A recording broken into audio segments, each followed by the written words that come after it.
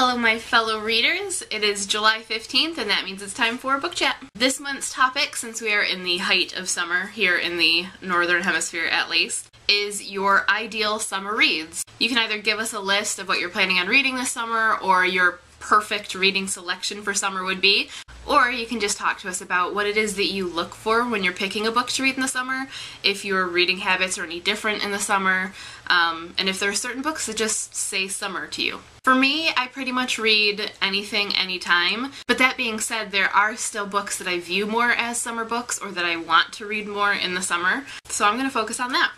One of those, always, is childhood favorites and rereads of other things that I just love. Summer to me just screams that. I like to sit outside and read on nice days and just read for enjoyment and not, for anything else. I think it's a byproduct of school. Semesters are over, so you're not reading for school anymore, so now you can read what you want. So now it's kind of become Pavlovian for me, like summer, warm day, opposite of school reads, pleasure reads. So that for me translates into favorites. Things like Anne of Green Gables and the entire Anne series, To Kill a Mockingbird by Harper Lee, of course. This one kind of works on tons of levels because it's a childhood favorite. It's partially set in the summer, it's partially coming of age, it's partially kid adventure story. It really just ticks off a lot of those boxes. The Little House on the Prairie books, Pride and Prejudice and Anything Else by Jane Austen, and a whole bunch of other books. Daughter of the Forest, different favorite fairy tale retellings, things that I've loved in the past that I've been wanting to reread, or just characters I've fallen in love with and it feels like you're getting to reconnect with them, and that's probably my go-to for summer. Another thing that just screams summer to me is anything coming of age, especially when they're historical in any way or are set in some kind of summery or country setting or beachy setting. So definitely things like Dodie Smith's I Capture the Castle. This is like my perfect summer reading book. The Secret Life of Bees by Sue Monk Kidd, A Year Down Yonder by Richard Peck, Water for Elephants by Sarah Gruen, and anything circus for that matter, because that also somehow says summer to me. But yeah, anything like that that's sort of coming of age or discovery or family, but also historical, anything like that, especially if it's historical that's set in either like an impoverished time or location or somewhere where really dusty and dry and kind of summery, like Out of the Dust or anything like that. Those just really say summer to me. I know some people like to read winter books to kind of beat the heat. For me, I need my surroundings to kind of match and then it works better. So I crave winter books in the winter and summer books in the summer. So obviously if it has summer in it, definitely on the list, like the Summer series by Jenny Han, another perfect summer reading book. Dreamland Social Club by Tara Altebrando. Sunshine by Robin McKinley. Any kind of middle grade adventure stories also really scream summer to me. I love a good middle grade adventure anytime and a good adventure story whether it's middle grade or not. But especially in the summer, I just really want good middle grade adventures, like The 13th Child by Patricia Reed, the Song of the Lioness series or Protector of the Small series, both by Tamara Pierce, or Anything Else by Tamara Pierce. Savvy by Ingrid Law, the Percy Jackson books by Rick Riordan, Plain Kate by Erin Bow, anything kind of good, rollicking adventure time. Mathematical. Anything just adventure-y and middle grade and sort of grab life by the horns works for me in summer.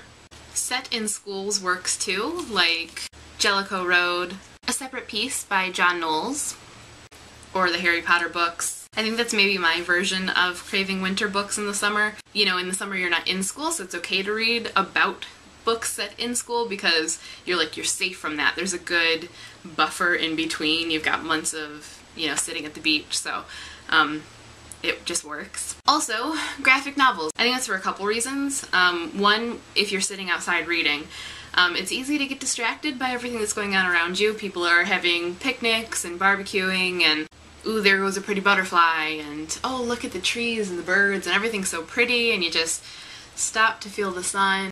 So having something that's a little lighter focus works. And also in the summer you tend to be on the go. You're going to graduation parties or beach days or whatever. So having those quick things just melds nicely. So some of my favorites: Anya's Ghost by Vera Brosgol, The Zeta books by Ben Hotkey. Love these.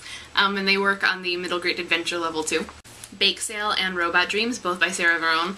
These are just perfect summer reading to me. And Friends with Boys by Faith Erin Hicks. The Castle Waiting series by Linda Medley. The Emma series by Kiara Mori, which also fits as a favorites reread.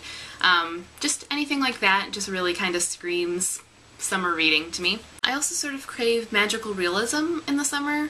Books like 100 Years of Solitude by Gabriel Garcia Marquez. Cloud Atlas or Number 9 Dream by David Mitchell.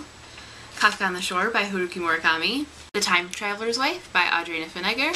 I know a lot of people also like vacation and road trip books for summer, which theoretically to me is perfect. However, I don't know that I've really read a lot of vacation or road trip books, though I have a lot on my to-read list. So I guess in my ideal summer reading, if I were to make a list of books that I hadn't read but would like to read in the summer, there would definitely be some either vacation or road trip books on that list. So as I said, my ideal reading is pretty extensive throughout the year. If it's a book and it has words in it, or even if it's a book and it just has pictures in it. If it's sitting there in front of me, I want to read it. But there are some that just say summer more to me, and it's a lengthy list, but it's still, that's what says summer to me.